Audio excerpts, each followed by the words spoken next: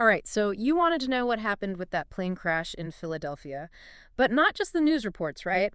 You're interested in what we can learn from how people were searching for information online. Yeah, it's like we're tapping into the city's collective thought process as the story was unfolding. Exactly. And we've got a mountain of search terms to look at.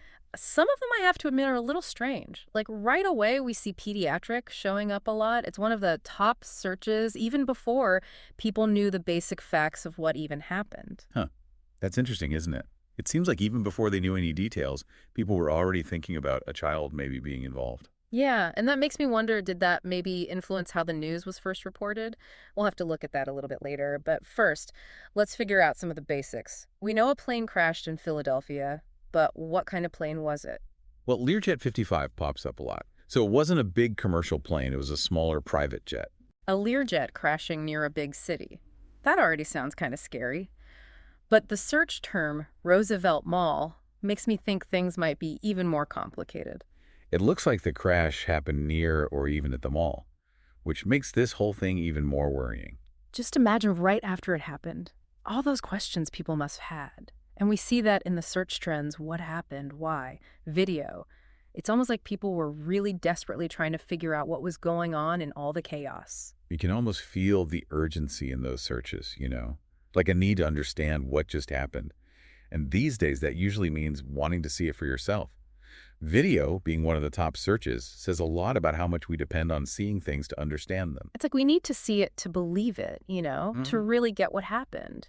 But wanting to see it also makes you think about some other things too, right? Like what if there's misinformation spreading online? Oh, yeah, definitely. That's a good point.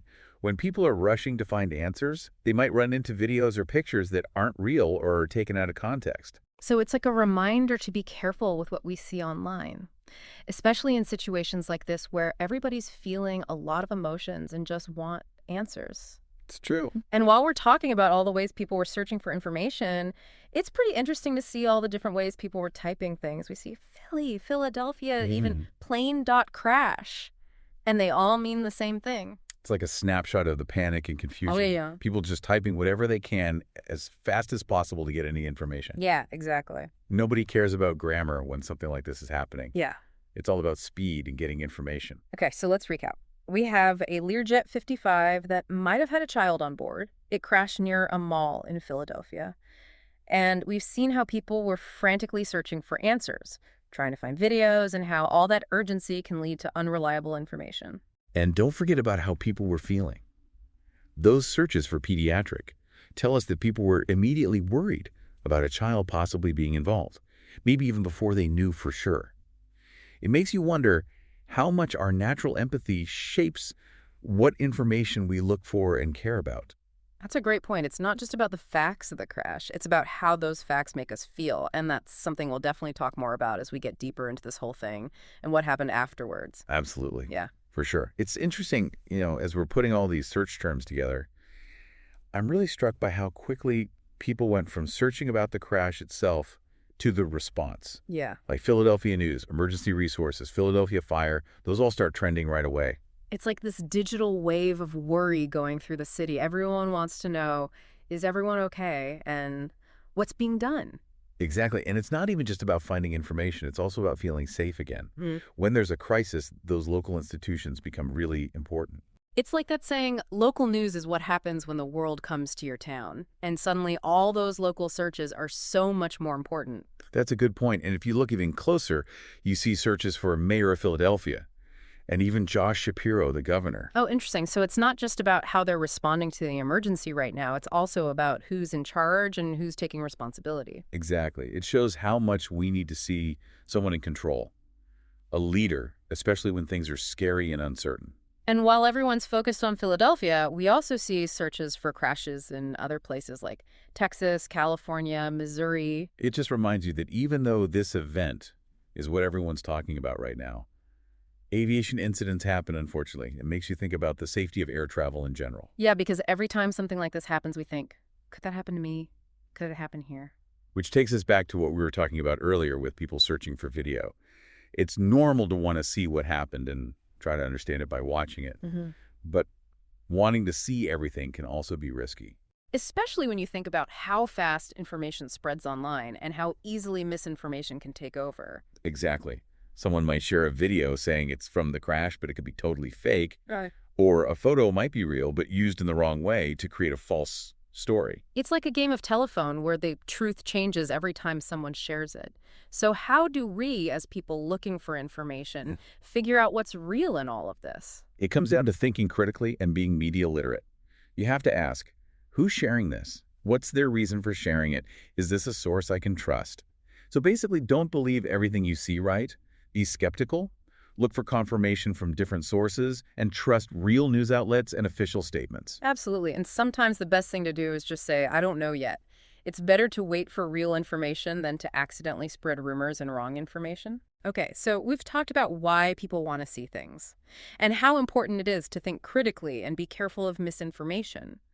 But what about how all of this made people feel? We keep coming back to those searches for pediatric, the thought of a child being on the plane. That's a good point. It shows how much empathy we have and how much stories about people affect us. A plane crash with a child involved is going to make people feel things more strongly than one with only adults. It makes us feel protective. Yeah. And it makes me think, did all that focus on the pediatric part maybe make people forget about other important parts of what happened? It's an interesting question. Did it change how the media reported on the crash? Did it change how the public saw the event? We don't know for sure, but it's something to think about when we look at the bigger story. It reminds us that even in a world full of data, our emotions still control how we see and understand information. And we can't forget that when we're trying to understand the real impact of something like this. You know, what's really interesting to me is that this whole conversation, this deep dive into these search trends, has been about more than just a plane crash. It's about understanding how we as a society react to things like this in the digital age. Yeah, it's almost like a study of how people look for information, all the anxiety, hope, and questions that come up when something like this happens. Wow, it feels like we've uncovered a lot already. From that initial shock and everyone trying to figure out what happened to all the worry for the people involved and looking to see who's in charge. Yeah, you're right. It really shows how these search trends give us a peek into something much deeper than just words. We're actually seeing the human side of a crisis as it's happening. And it's bigger than just this one event, isn't it? It kind of shows a pattern in how we all deal with information these days. Absolutely. We're constantly getting hit with news from everywhere. And our first instinct is to go to those search bars and try to make sense of it all. Yeah. But like we've seen, having all that information instantly can be good and bad. It's up to us to be smart about it and think critically about what we're seeing and reading online. Couldn't agree more. You have to remember that not every source is trustworthy. And sometimes the best thing is to just admit that we don't have all the answers yet. So a lot of what we talked about today comes down to being media literate, right? Knowing the difference between facts and guesses, being aware of biases, and knowing how to check if something's true before sharing it. It's a really important skill to have nowadays, especially online. And it's something we should all be working on no matter how old we are or how good we are with technology. So what does all this mean for you listening? What can you take away from our deep dive into the searches about the Philadelphia plane crash? Well, I hope it makes you think more about the information you see around you, to be a little skeptical of the news, to ask questions, and to always try to see things from different perspectives. And to remember that behind all those searches and data points are real people with real feelings. Empathy and understanding are just as important as knowing the facts when we're trying to figure out complicated situations. That's right. It's about recognizing that human element that's part of everything. So next time you see breaking news happening online, take a second to think about those search trends. Think about what they tell us, not just about the event itself, but about how people are reacting, what questions they have, and how they're feeling.